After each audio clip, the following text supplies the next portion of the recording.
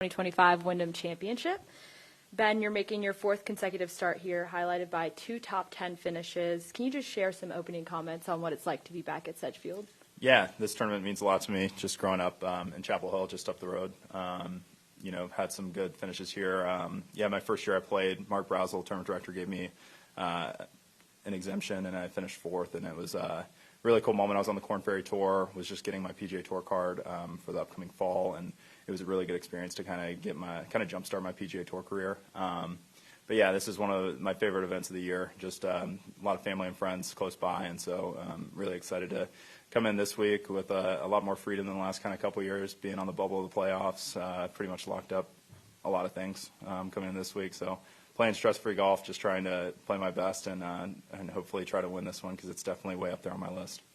2 wins already this season, sitting at number 7 in the FedEx Cup standings. What has the success so far this season done for your confidence, and what's the game plan going into the week? Yeah, it certainly hasn't hurt the confidence. It's been pretty amazing. It's been an awesome year. And like the last couple of years, I was playing really good golf, but I hadn't quite broken through the way I have this year. And just continued to kind of work hard, made some changes, both physically with my body and then swing just in a really good spot. And so a lot of that hard work's kind of paid off this year. Continue to have built more and more confidence as I've gotten the experience against the best players in the world. It's been awesome to play and, added a major this year, U.S. Open, that I hadn't played in before, and finished 10th there. So just trying to continue to learn, continue to build on my experiences, and have a ton of fun along the way. You mentioned hometown event for you, UNC alum, you're expecting a lot of friends and family to come out. Does that give you some sort of an advantage throughout the week, having them here supporting you? It certainly doesn't hurt to have that support.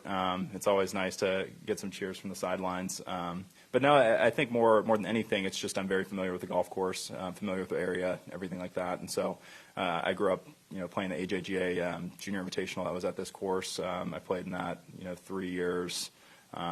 In college, we even, I think, came over here a couple times. And then, in professional golf, I've played it a few times. I've also gotten to know a few of the members. And so I remember when I was living in Chapel Hill in end of 2020, beginning of 2021, I remember coming over here and playing some with the members and some of their money games and everything. So gotten very familiar with this golf course. I know it better than most. I think Alex Smalley probably knows it a little better than me since he's a member here and lives here. But, very comfortable out here on this golf course. Awesome. All right, we'll open it up to questions. You just raise your hand and we'll get you a mic. Start over here with Kevin Price.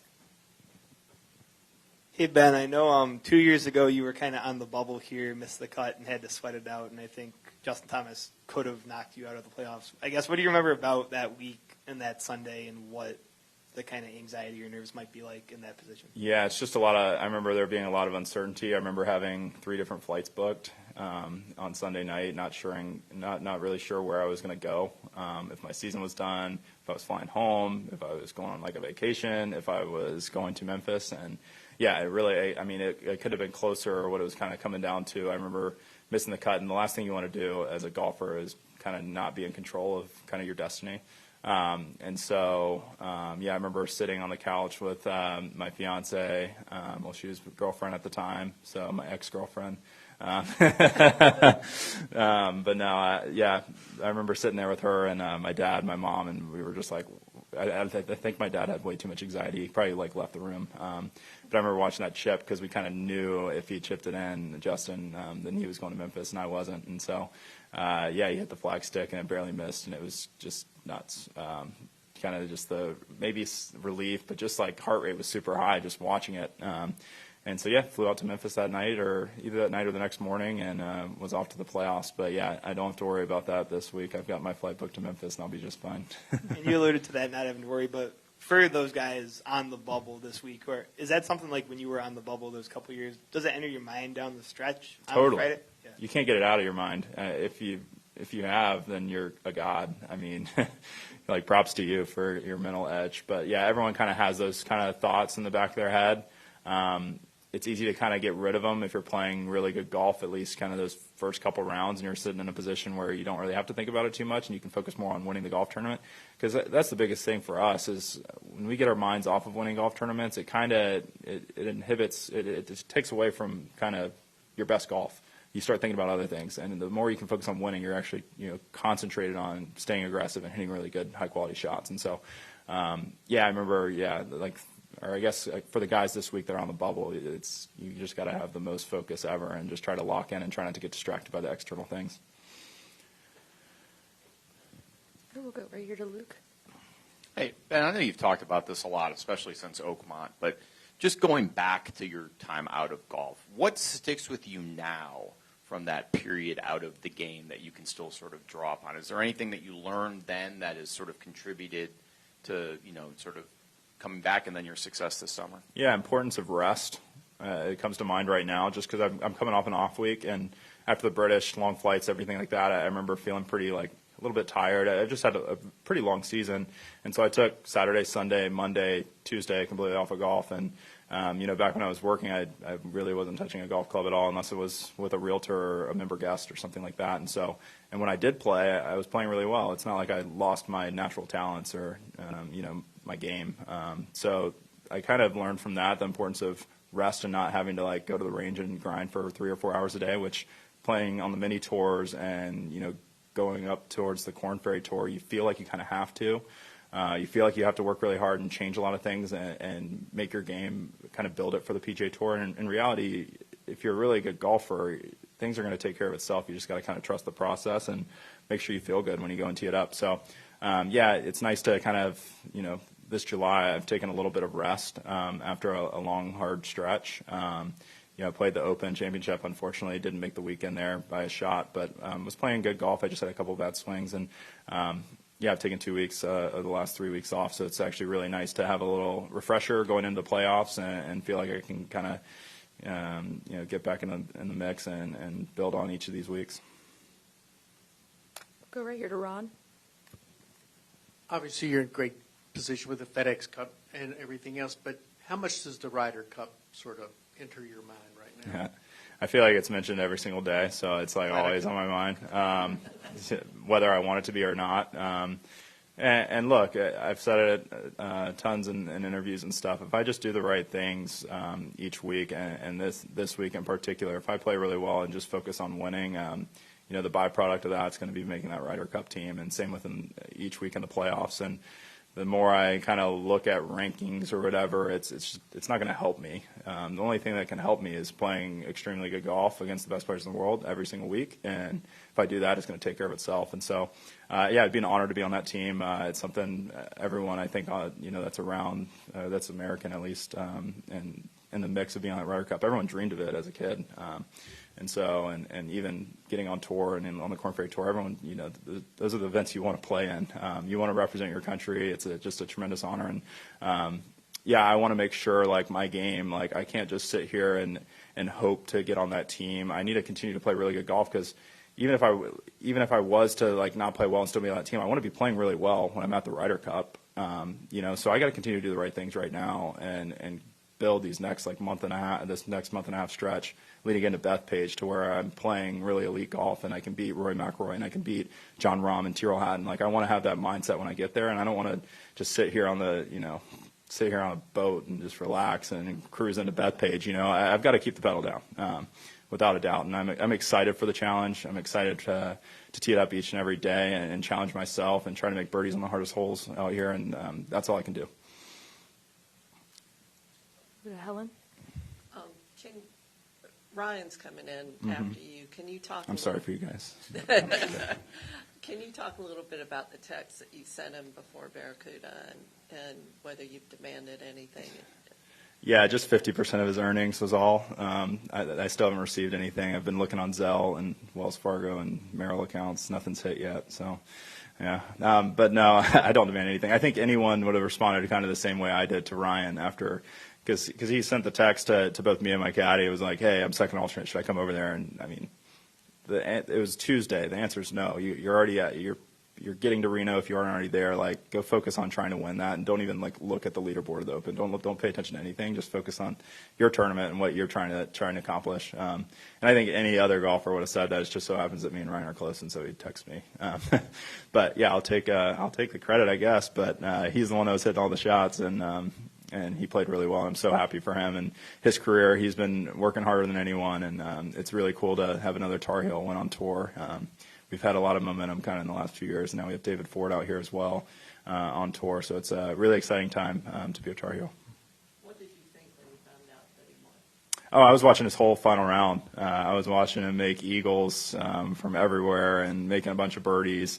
And I thought Eric was going to miss his putt on the last, where Ryan could literally just pick up his ball because the Stableford format, he could literally make whatever he wanted to. He could make a 15 on the last one, still win the golf tournament because he can only lose 3 points. So, yeah, it was really fun to watch him grind down the stretch. I liked the way he stayed aggressive in some big moments and was still attacking pins and par fives, which is what you have to do on tour. And he obviously made some eagles and did the right things to lift up that trophy. And it's so cool to see him have that success. And yeah, a lot of really good players on tour got their first wins at not only like the Barracuda but like the Puerto Rico, some of these opposite field events. And so it's just huge for his confidence. You know, I think Colin Morikawa won his first event there at the Barracuda, and look at where he's gone with his career. And so there's no doubt in my mind Ryan's going to kind of continue on that same path, and I got to do my best to stay ahead of him. Go to John. Ben, you mentioned when you weren't playing pro golf, you played in a few member guests. I'm assuming you won some of those? Or? I actually, surprisingly, I only played in one. A lot of member guests didn't want me, or courses didn't want me to be qualified because I was still technically professional. We did win our flight, and we went to a shootout. Me and Mike Swan was named member at Highland Springs Country Club, and yeah, we went to a shootout, and we birdied the first hole of the shootout. It's alternate shot, but other teams were getting strokes in other flights. And I think we parred the second hole and lost the shootout. But there was like eight different teams. So there's eight flights. So everyone's just going out in their little twosome playing alternate shot on I think it was like the 7th, 8th, and 9th holes there. And we did not win, but it's probably for the better. I don't want to win one of those things and get booted for life. But I guess I'm probably booted for life anyways, looking back on it now. Yeah, there's a lot of other things going on at member guests that don't need to be discussed. Kevin? I know Ryan Gerard had mentioned at North Carolina sometimes Roy Williams would come around and you guys would like be on the range with him. And I was wondering if you had any kind of Roy Williams stories or interactions with him from that time at UNC. Yeah, even before UNC, I remember playing Chapel Country Club. His house was on the right of the 7th fairway. Every once in a while, I'd leak one over there and kind of look and say, "Hey, is Roy in there?" He's got like a Kansas Jayhawk, embroidered on one of his windows because he was the coach there forever, and then the Tar Heel emblem as well. But yeah, he was a huge supporter of the golf program. He loved the golf program. He'd mention us in like press conferences with his basketball team because I think golf has so many parallels to not only life but other sports too. And so he was so gracious when I was at North Carolina, just talking to us as a team.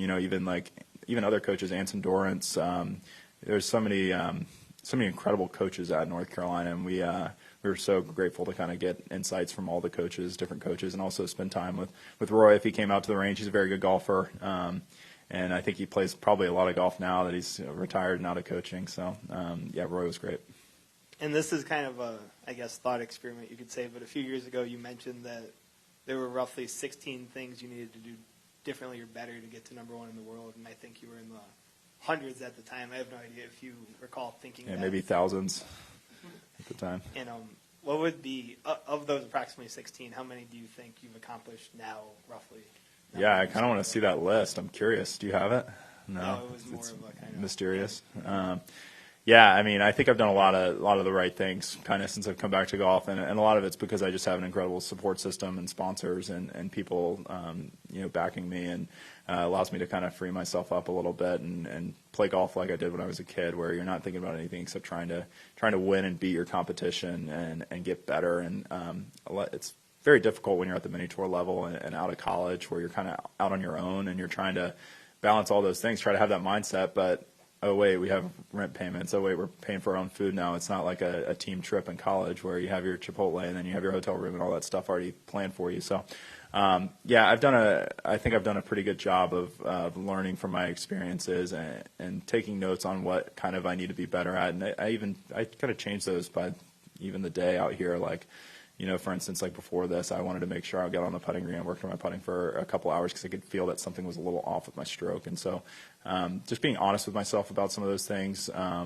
understanding that I'm not perfect, and I'm trying to do my best to be as good of a golfer as possible. And with that, I have to do the right things on and off the golf course. And, sometimes I've got to say no to things, and actually say no to things quite often, whether it's weddings, whether it's, events that could kind of get in the way of golf tournaments. It sucks because I have a lot of friends out there that I want to spend time with from time to time, but also I've got this tremendous opportunity on the PGA Tour, and I'm at the prime of my career, and I've got to kind of focus on that, and if I do the right things now, it'll set me up for life. Hell, it already has, kind of in a way. So I'm just very blessed, and have a lot of people in my corner, and just trying to do my very best every time I tee it up. What's one thing this year you've gotten better at specifically, and one thing you still feel like you need to get better? Being really disciplined in the weight room this year has been huge for me.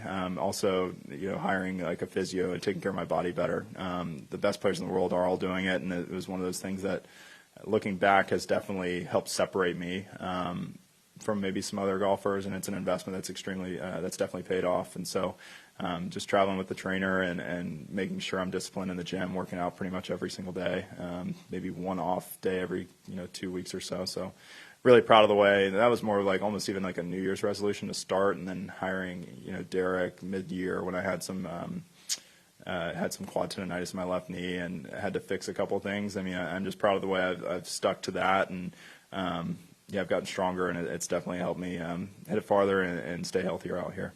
And then one thing you want to get better at, one of those things you feel like you need to elevate.